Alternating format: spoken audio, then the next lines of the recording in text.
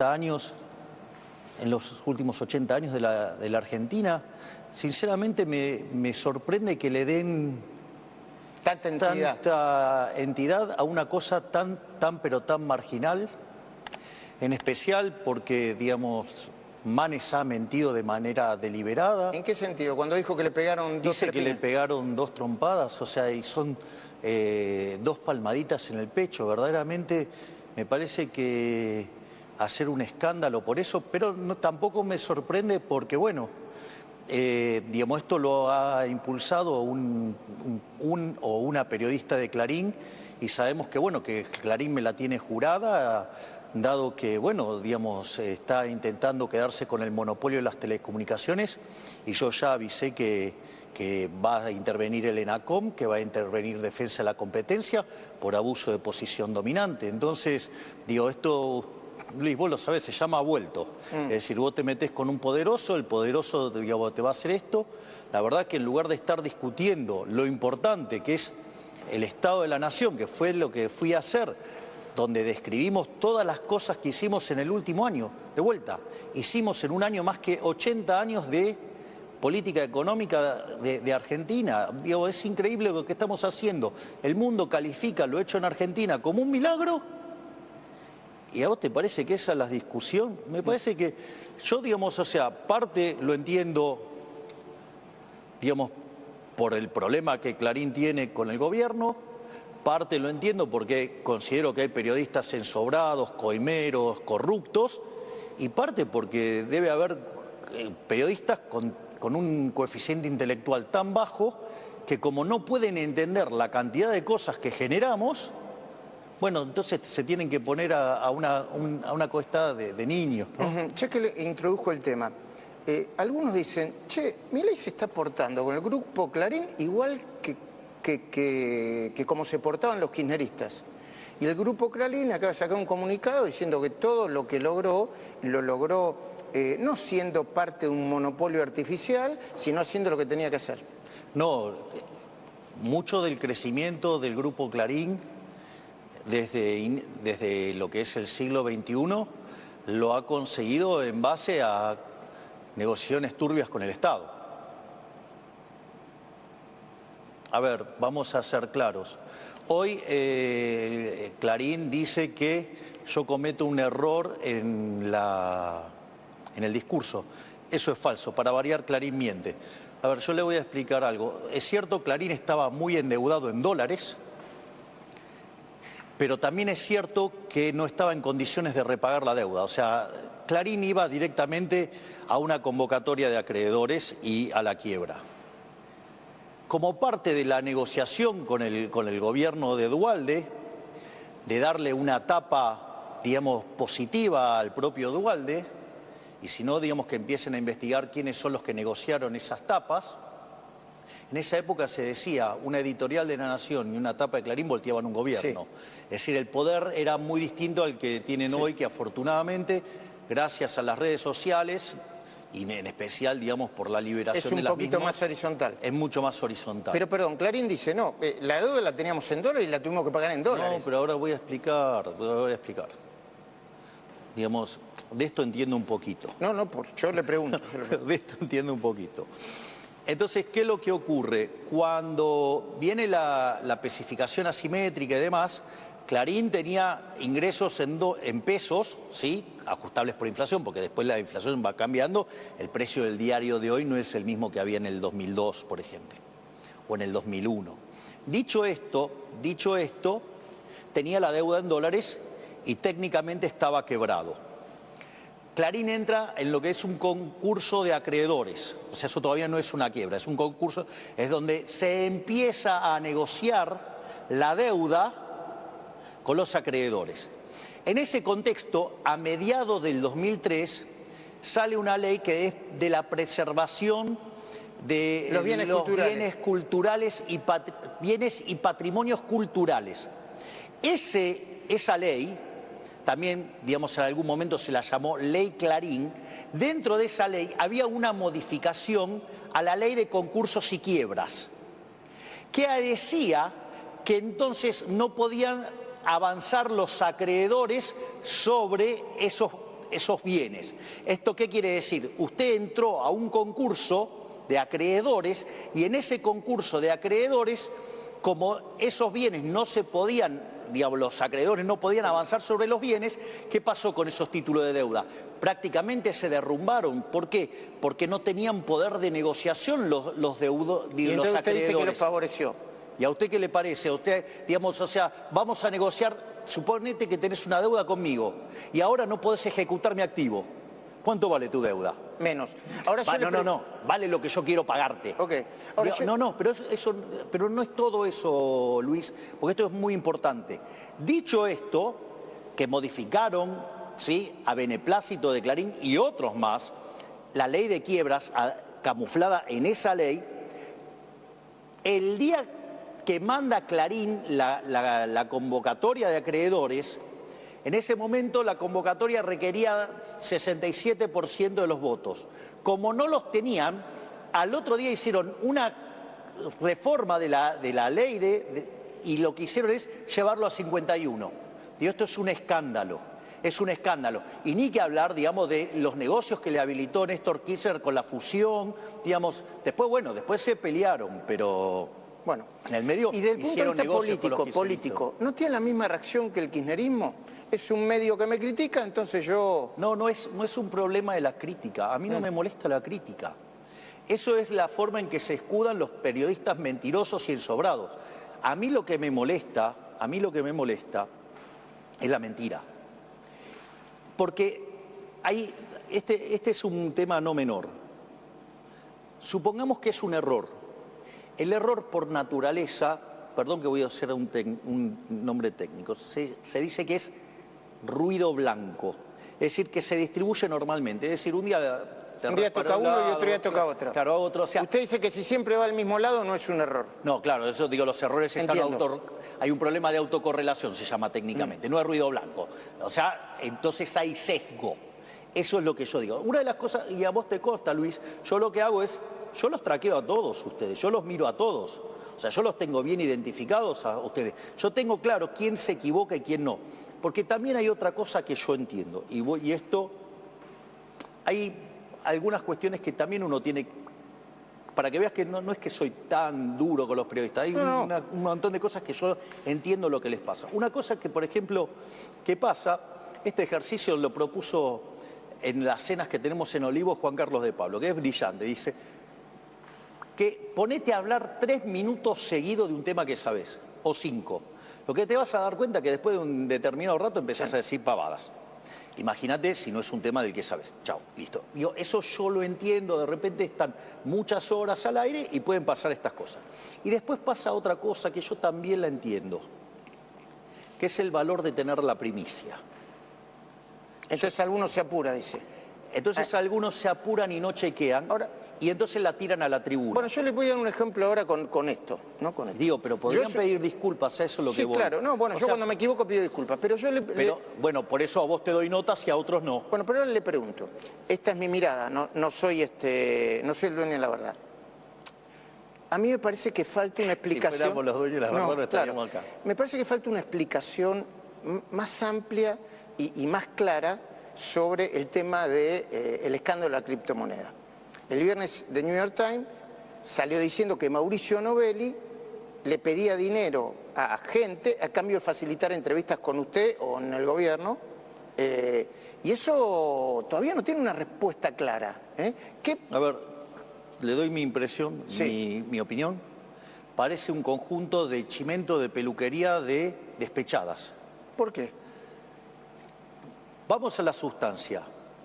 Un problema de terceros con terceros no es un problema mío. ¿Está claro, no? No es un problema mío. No es un problema mío ni de mis funcionarios.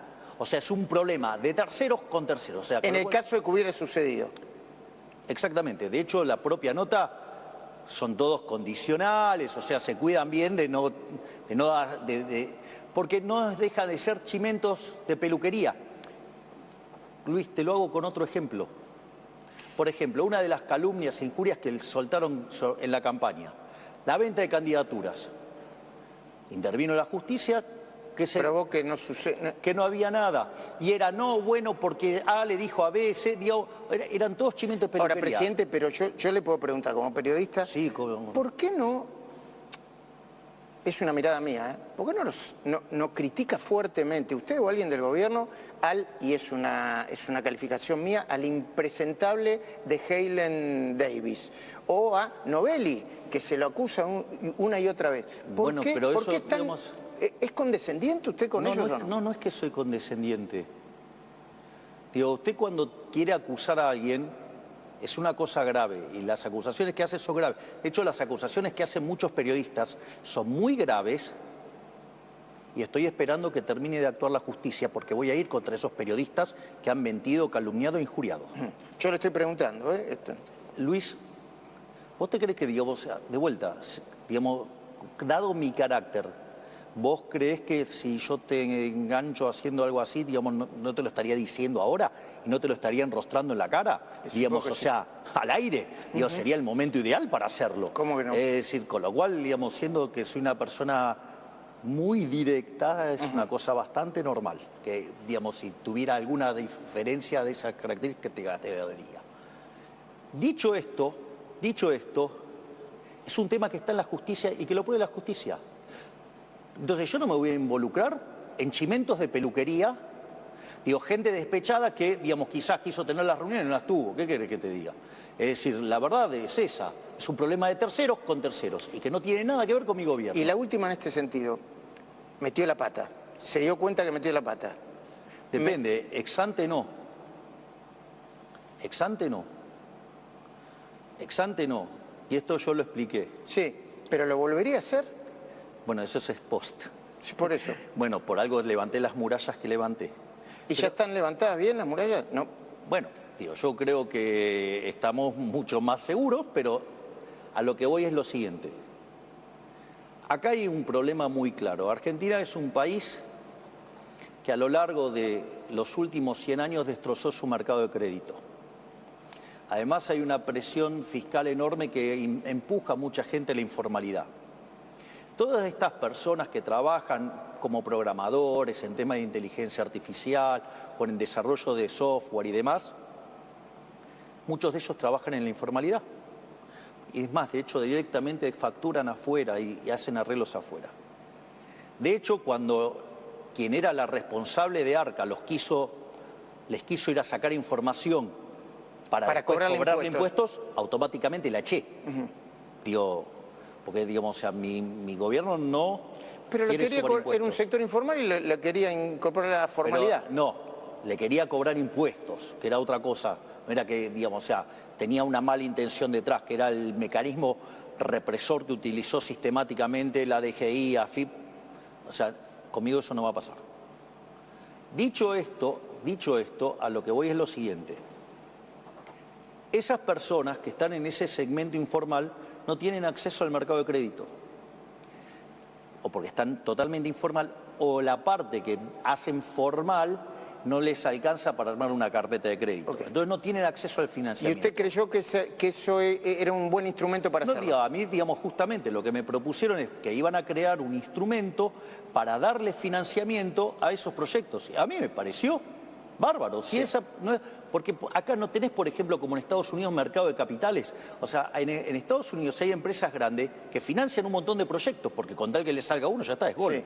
Entonces, eso acá no existe. Entonces, y dado lo que pasó, ¿usted no pecó un poco de... A ver, quiero elegir la palabra para ser cuidadoso. No, usa la que quieras, ¿No pecó un poco de cándido, de ingenuo? Pero es que todo lo que sea para ayudar a los argentinos, a mí me, digamos, a mí me entusiasma. Okay. A ver, sí. lo puedo hacer con un ejemplo. Sí, sí. Hay un ejemplo que a mí me encanta, que lo conté varias veces, que es el caso de Sebastián Battaglia en la final contra el Milan, ¿no? Los que patean penales y no. Entonces, digamos, cerra el penal y el periodista termina, digo, se quiere ir a festejar y le dice, ¿qué se siente haber errado el penal? Entonces Battaglia, con una sabiduría enorme, porque en ese momento hay que tener esa sabiduría, le dice, ¿vos pateaste alguna vez un penal en la final? No. Entonces, bueno, los penales lo erran lo que patean. A ver. Erró el penal, usted erró el penal. Nosotros, digamos, La cantidad de cosas enormes que hace este gobierno, si estoy diciendo que hicimos más cosas que en los últimos 80 años, es porque hacemos muchas cosas. A veces, digamos, podemos tirarla a la tribuna, sí. Digamos, o sea, la realidad es que cuando yo vi la situación y que generó la posible sospecha de algo, Pum. bajé el tuit. No, pero esto es muy interesante. Porque ¿sabe qué? Yo podría haber mentido. Porque ¿qué empezaron a decir? Que me habían hackeado la cuenta. Y yo dije, no, a mí no me hackearon la cuenta. Yo estoy haciendo esto de buena fe. Igual, presidente, usted conoce, si usted miente en eso, a los 2 minutos se entera todo el mundo. No porque importa, pero hay gente que dice que, digamos, por ejemplo, le pasan estas cosas y dicen que le hackean la cuenta. me hackearon la cuenta. Entonces, no, a mí no me hackearon la cuenta. Digo, esto, digamos, yo lo hice yo, digamos, o sea, a mí me pareció interesante difundir una situación, pero que la gente, digamos, vinculada a estos proyectos pudiera encontrar una forma de fondearse. Ese es el primer punto. El segundo punto es el siguiente. Cuando yo veo, digamos, que empieza a haber sospecha de algo, me corro. Eso es lo que tiene que ver con mi accionar. Lo otro tiene que ver cómo funcionan este tipo de activos, estos tokens. Dicho sea de paso, digamos, yo sé que a todos los que quisieron operar con esto y todo están muy ardidos, están muy doloridos. Hay un comunicado de la SEC, la Security Exchange. Ahora, no de hace 48 horas. Antes de la nota del New York Times. Mire qué casualidad, porque el New York Times es un medio muy alineado con el Partido Demócrata y son bien anti-Trump. La agenda woke. Son woke por excelencia. ¿Qué decía el comunicado? Para que básicamente que los activos, digamos que este tipo de instrumentos no son considerados por la SEC activos, porque digamos no representan reserva de valor, no hay promesas de pago, por lo tanto no puede haber estafa. Entiendo. No, pero esto no es menor, Luis, perdóname. No puede haber estafa porque no es formal. Y no solo eso, no está regulado, y además dice, son tan insignificantes en términos de volumen, digamos que no les importa. Que no lo consideran. Pero no solo eso, hay un tema muy importante. Todos los que entraron ahí, entraron voluntariamente, o sea, a nadie se le puso una pistola en la cabeza. Y después algunas personas con algunos comentarios me causan muchas gracias porque dicen, no, el hecho de que estuviera concentrado, no sé qué porcentaje, en cuántas de las billeteras, 8 billeteras. Le hago una pregunta. ¿Usted sabe cuánto cotiza de las empresas argentinas en la bolsa? ¿El porcentaje? No. Entre el 20 y el 30%. Entonces, ¿qué digamos? O sea, cuando un precio cae, que dicen que hay una estafa, ni siquiera saben los términos. No, es cierto, pero entonces déjeme preguntarle... Es decir, hablan de cosas... A ver, ¿sabe lo que es más indignante de todo? Gente que no puede hacer una transferencia por home banking hablando de un token. Es cierto. Yo por eso pregunto. Y le hago la última pregunta sobre esto. ¿No hace un poco de ruido que usted, que es un economista experto, de repente apoyó eso, después lo bajó y finalmente dijo, bueno, esto es como el casino? Porque si apoya eso de manera altruista y después es como el casino, es medio contradictorio. Entiende mi mirada, ¿no? Perdón, una mirada no de una persona que sabe. No, pero yo entiendo perfectamente el argumento, pero requiere varias partes la respuesta. Primer punto. ¿Cuántas veces dije cuál es mi campo de especialización en economía? La macroeconomía. Crecimiento con y sin dinero. O sea, sé cómo hacer crecer una economía y sé cómo bajar la inflación. Digo, cosa que estoy cumpliendo. Ahora vamos a hablar de eso. Sí. Después usted tiene temas de finanzas. Yo, digamos, manejo los temas de finanzas. Pero todo el tema de criptomonedas y los tokens, digo, esto es un instrumento hiper sofisticado, digamos que... Entonces, ese es el primer punto. O sea, digo, uno no sabe de todo, digo, sabe de algunos campos. Esa es la realidad. Lo admite. Sí, digamos, pero bueno, digo, pero el mundo, digamos, evoluciona. Usted, digamos, sea... Es diverso, sí. Exacto. Eso, digamos, por el lado, digo, de cuál es mi especialización, digamos, yo digo, sé de esas cosas. Lo otro que es interesante, yo, digamos, vi a un periodista de TN hacer el comentario propio de una persona con déficit de coeficiente intelectual diciendo, no, la analogía con el casino es mala. Yo, digamos, uno trata de hacer ejemplos para que la gente comprenda. Yo hice el ejemplo, digamos, comparativo del casino, hice el ejemplo comparativo de la ruleta rusa. Sí. Es decir, los que estaban entrando ahí sabían a lo que entraban. la definición técnica que yo hice en la nota, dije, son traders de volatilidad. Sí. Eso tiene todo un sentido, digamos, porque usted sabe que hay empresas quebradas que cotizan y No. sin embargo cotizan. Bueno, digo, le doy un ejemplo emblemático en la bolsa argentina, Alpargatas. Ah, ¿sigue cotizando? ¿O No, siguió pero durante muchísimos años, o sea, Después de quebrar, cotizó. quebraba, cotizaba. Porque básicamente cuando en Real Options, que es una metodología de evaluación, cuando vos tenés mucha volatilidad, eso aporta valor. Ok. Entonces, esta gente, digamos, yo me fui enterando después, son tan extremos que traderían solamente volatilidad, no les importa, digamos, qué hay atrás. O sea, literalmente, o sea, digo, tradean volatilidad.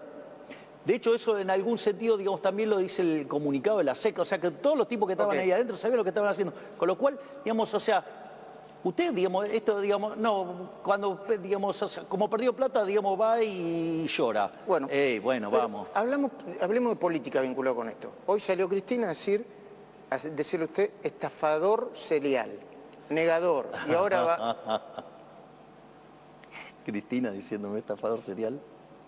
Digo, le aviso que la que está 2 veces condenada es ella.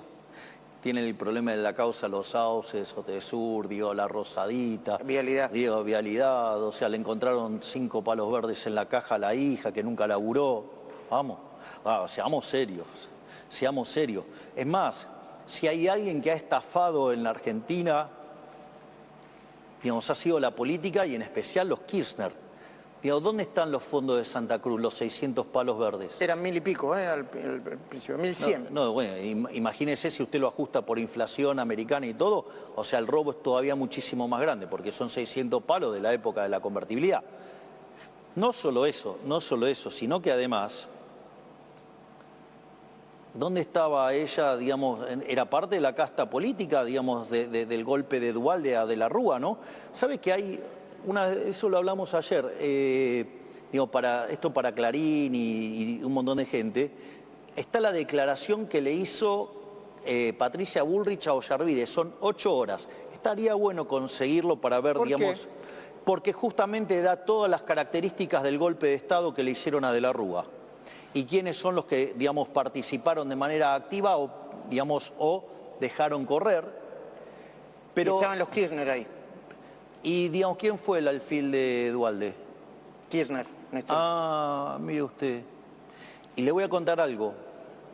Una de las cosas que yo expliqué en el discurso de ayer es que expliqué sobre el acuerdo del fondo, expliqué el balance del Banco Central. Cuando usted degrada, pero se lo voy a hacer más fácil. ¿Te acordás cómo eran los billetes de la convertibilidad? Sí. Decían convertibles de curso legal. Sí. ¿Y por qué decían eso? Porque vos ibas con un billete de $1 y si exigías $1 te lo daban. Le dabas 100 pesos, te daban $100, ¿ok? Por eso eran convertibles. ¿Y qué es lo que hizo la especificación asimétrica? Rompió la ley de convertibilidad.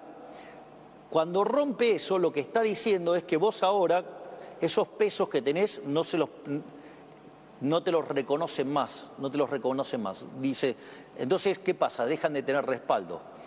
Bueno, eso que es verdaderamente una estafa, donde los políticos le robaron a los argentinos la base monetaria. ¿Sabe cuánto era la base monetaria en ese momento? ¿30.000 millones? Es ajustado por inflación, sí. Eran 14.000 millones de dólares que a plata de hoy, en ese momento, implicó robarse 30.000 millones de dólares. Pero no solo eso. Cuando Cristina, en su capricho electoral, ¿te acordás cuando lo echaron a Redrado? Sí. Bueno, cuando lo echaron a Redrado... Porque Redrado no quería Bien. que usaran los fondos del Banco Central para... Sí, eso es ligeramente distinta la situación, pero básicamente Cristina, con el tema del Fondo del Bicentenario, se quería llevar del Banco Central 10.000 millones de dólares. Sí.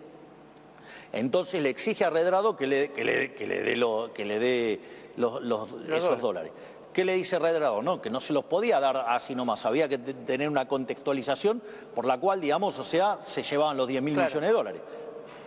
¿Qué hizo? Lo echó a Redrado, la puso a Marcó del Pont y se lo giró directamente.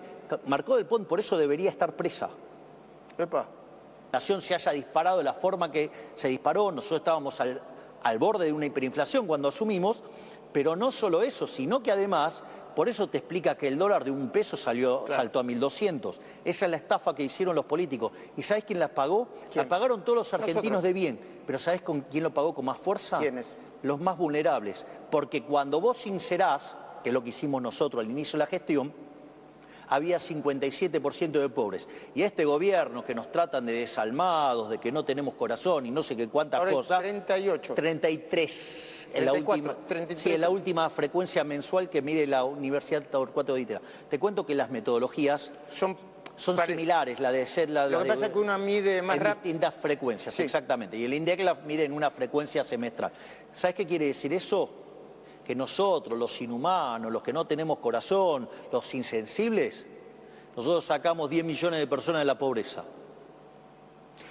Me gustaría hablar del discurso de ayer. Algunos lo calificaron de discurso de campaña. Empezó la campaña 2025. Otros de autocelebratorio. Y algunos dijeron, y además estaba enojado. ¿Qué tiene para... Se lo tiro todo junto así. ¿Qué tiene para responderles a ellos? Autocelebratorio. A ver, yo le cuento cuál es la estructura del discurso. La estructura del discurso, ¿cómo se llama? ¿Qué es lo que fui a hacer yo ayer? A presentar el Estado de la Nación. Lo normal es que usted se explique cómo lo recibió, qué es lo que hizo durante el último año y después contar qué piensa hacer en este año. En este año y los próximos años. Digamos, bueno, al menos Sí. en este, ¿no? Porque después está el discurso del año que viene, entonces, por lo menos este año que viene. Yo entiendo que a los fracasados de la política, de vuelta, a los ensobrados y a los corruptos de los medios, le puede parecer autocelebratorio. ¿Sabe por qué? Hay un trabajo maravilloso que hizo Manuel Adorni y es medir nuestro cumplimiento en las promesas de campaña. Como una especie de chequeado, pero por parte del gobierno. ¿Ok? Exactamente. Entonces, ¿qué es lo que pasa? Y encontró que se habían cumplido en el 75%. Sí, pero hay algunas cuestiones interesantes. Entonces, nosotros, ¿qué es lo que hizo Manuel? Hizo todo el relevamiento de las promesas de campaña y miró dónde estábamos. Cuando usted hace eso, digamos, cumplimos el 75% de las promesas. Es decir, en el 25% del mandato cumplimos el 75%. Totales. Sí, pero hay algo que es muy interesante. Hay dos dimensiones del problema que son muy interesantes. Hay una dimensión muy interesante y es el hecho que, por ejemplo, decían que nuestras promesas eran incumplibles. Es decir, nosotros teníamos un programa pero muy ambicioso, no más o menos ambicioso, muy ambicioso. No es que, digamos, o sea, fácil cumplir las metas porque dijimos, este es el tren de la alegría. No, o sea, hicimos promesas muy concretas. Y de hecho, durante toda la campaña nos mataron y decían que era imposible todo. La más emblemática de toda esta es el déficit cero. Nosotros dijimos, vamos a ir a déficit cero. Nos dijeron, no, es imposible que puedas ajustar un punto del PBI por año con suerte, pero ni te lo van a permitir. Superávit financiero, superávit primario. Nosotros alcanzamos el superávit financiero en enero del 24. Digo, fue increíble, sinceramente. ¿Ustedes no lo creían? Ni nosotros nos creíamos que había pasado eso, que lo podíamos lograr. Después dijeron que eso no lo íbamos a poder mantener en el tiempo. No solo que lo mantuvimos todo el año. Sí, es más, hemos pagado deuda. ¿Sabe que nosotros bajamos 30.000 millones de dólares la deuda? La deuda. Es decir, nosotros sí nos desendeudamos en serio. Es más, el número del mes de enero de este año ha sido tremendo. Tuvimos un superávit primario de 2.5 billones y un superávit financiero, o sea, después de pago de intereses de 0.6 billones, 600.000 millones. Digo, entonces, la política fiscal es... Entonces, en 123 años no lo logró nadie y nosotros no lo logramos en un mes. ¿Usted no le parece que es algo para festejar? Sí. Punto uno. Cuando dice el mejor gobierno de la historia... Entonces... Bien, exacto. Sí, estoy dispuesto a contestar todo. Digo, lo que pasa es que demanda tiempo. No importa. ¿Estamos con tiempo? Me dicen, ¿eh? Sí, ¿no? Estamos bien. Sí. Si no, decirle que viene atrás que nos dé un poquito de tiempo. No, está José del Río esperándonos. Le mando un saludo grande a José. Ahora, vamos por otras cosas. La reforma estructural más grande de la historia argentina la hizo Menem. Nosotros, con básicamente el 15% de la Cámara de Diputados y 10% de la Cámara de Senadores, entre el DNU y la ley bases hicimos una reforma estructural 8 veces más grande. ¿Sí? Una reforma 8 veces más grande. Ahora, ¿se quedó ahí? No. Hicimos además 900 desregulaciones, es decir, metimos 1.700 reformas estructurales. Esto, digamos, o sea, yo entiendo que a la gente le resulta difícil asimilar esto. ¿Quiere que le sea sincero? Si usted me pide que le redacte todas las cosas que hicimos, digo, yo no tampoco... No tengo forma de acordarme de 1.700 cosas, tengo que agarrar los papeles. ¿Le sincero? Por ahí lo que cae en medio es... A mí no, es que la gente piense lo que quiera. El mejor gobierno de la historia. Porque somos el mejor gobierno de la historia. Mejor gobierno de la historia. Somos el mejor gobierno de la historia. Se lo voy a explicar por qué. Hay un trabajo de Gerardo La Paulera, Bozzoli e Irigoyen que se llama Passing the Buck. Buck ¿vio cuando usted hace una carrera de posta? Sí. Passing the Buck es cuando usted le pasa la posta al otro. Entonces desarrollan el índice de presión macroeconómica de Robert Barro, que es un profesor de la Universidad de Harvard, amigo de Federico Sturzenegger además. Y una de las cosas que demuestra que ese gobierno, el primer gobierno de Menem, fue el mejor gobierno en la historia argentina. El gobierno de Menem tenía dos características, si usted quiere: un programa de estabilización exitoso y un programa de reformas estructurales. El programa de reformas estructurales, si yo solamente tomo DNU 7023 y ley bases, es 8 veces más grande. Si tomo además las desregulaciones, es 17 veces más grande, solo en el primer año. Primer punto. Segundo punto, no solo eso, sino que además, al ritmo que estamos bajando la inflación, es mucho más profundo que lo que fue la convertibilidad. Hay que tener en cuenta que cuando usted toma, por ejemplo, la inflación neta del crawling peg, Argentina tiene deflación en dólares. Entonces, vamos. Ese es el argumento. No solo eso. La recuperación es la recuperación más fuerte que tuvo la economía argentina. La recuperación del PBI, el crecimiento económico. Exactamente. Porque esto es lo que califica casi de milagroso, Luis. Y es el motivo por el cual, digamos, me llaman de muchísimas universidades del mundo y muchos, digamos, se interiorizan en el caso argentino. Nosotros hicimos un ajuste fiscal entre el Tesoro y el Banco Central 15 puntos del PBI. 7, le cuento cómo fue, 5 en el Tesoro, donde ajustamos 7 y 10 en el Banco Central. Ese fue el ajuste de 15 puntos del PBI, que fueron 15 puntos que se le devolvió al sector privado eso, porque se dejó de emitir. ¿No lo hizo a costa de los pobres o a costa de los jubilados? Lo hice a costa de la política, lo hice a costa de la casta, lo hice a costa del sistema financiero, lo hice a costa del Estado. Entonces, ¿qué es lo que pasa? Y ese es el primer punto. Con ajustes de la mitad, dada la evidencia empírica internacional, el PBI debería haber caído entre 10 y 15%. Nosotros agarramos el PBI en frecuencia trimestral con un arrastre estadístico de 2,8. Es decir, que si quedaba en 2,8 no cayó nada la economía con nosotros. Va a terminar con una caída en la frecuencia trimestral del 1,8. ¿Qué quiere decir esto? Que entonces la economía creció. Porque si arrancamos en menos 2,8 y está a 1,8 negativo, digo, quiere decir que la economía creció. ¿Y eso por qué sucedió? No, espere un segundo. Y ahí lo que usted tiene es que el PBI, en la frecuencia mensual, se llama EMA, Estimador Mensual de la Actividad Económica. Si lo toma el desestacionalizado, terminamos 4,8% arriba de diciembre. Es decir, nosotros metimos el ajuste fiscal más grande de la historia, que decían que no lo podíamos hacer. Dijeron que no íbamos a poder bajar la inflación a pesar del ajuste y cortar con la emisión. Decían, no, se va a estacionar en 30, después en 20, después en 8, después en 4, y que no la íbamos a poder bajar más. Acá vamos.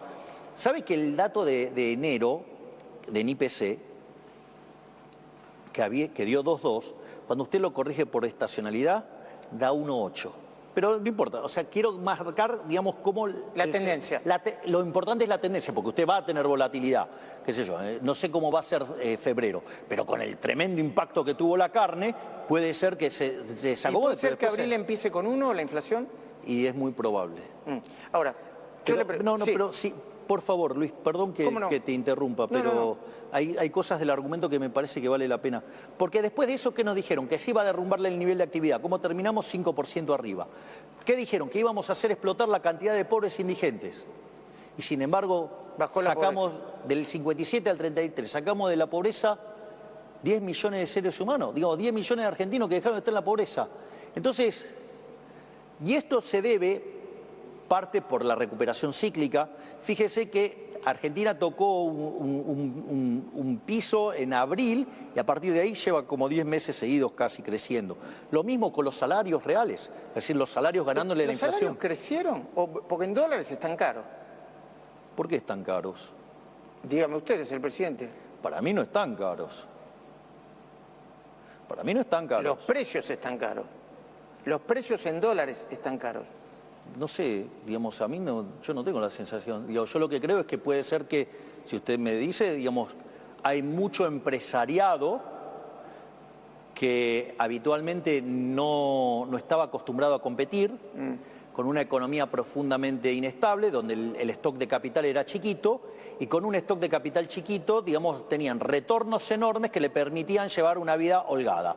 Bueno, entonces se van a tener que acostumbrar a competir y van a tener que acostumbrar a los tener... empresarios de la ropa, los empresarios gastronómicos que el que quiera, digamos, se van a tener que acostumbrar que esta es una economía que va camino a destruir el riesgo país. Entonces, y después usted tiene que trabajar en la eficiencia, es un problema puertas adentro de la empresa, y lo que nosotros le estamos aportando a la población... Es el ahorro del 15% de... Sí, no solo eso, porque además el 5% de crecimiento también le suma. Pero fíjese que esto es importante. En la medida que yo bajo impuestos, eso permite que los salarios sean más altos. Entonces, bajamos el señoriaje en 15 puntos del PBI, que se lo devolvimos al sector privado. Antes estábamos al borde de la hiperinflación, sí, porque digamos la inflación mayorista corría a un ritmo del 17.000 anual. Ahora está más bajo. Ahora está menos del 20. Los impuestos, perdón, no es que yo le quiera decir que pueda hacer todo en 5 minutos, pero los impuestos tienen que bajar todavía más, ¿no? Retenciones, ¿Pero usted cree, el impuesto... pero pregunta, Estuve usted... en Mendoza, el impuesto a los ingresos brutos son uno de los más altos de la República. Me encanta el punto. ¿Quién cobra ingresos brutos? Los gobernadores. Entonces no es un problema mío, es un problema de los gobernadores. Y en Mendoza particularmente también, la tarifa eléctrica es carísima. Bueno, ahí puede ser que el problema sea que acá, digamos, o sea, digamos, haya todavía que recomponer el precio. Pero de hecho nosotros hemos hecho todo este ajuste de estabilización, o sea, sin expropiación tipo Plan Bonex, sin fijar precios, sin fijar el tipo de cambio, ¿sí? Y además recomponiendo precios relativos, o sea, tarifas. Pero, a ver, mire, nosotros eliminamos el señoriaje, le devolvimos a la población 15 puntos del PBI. No solo eso, eliminamos, por ejemplo, las transferencias de inmuebles, eliminamos las retenciones para las economías regionales,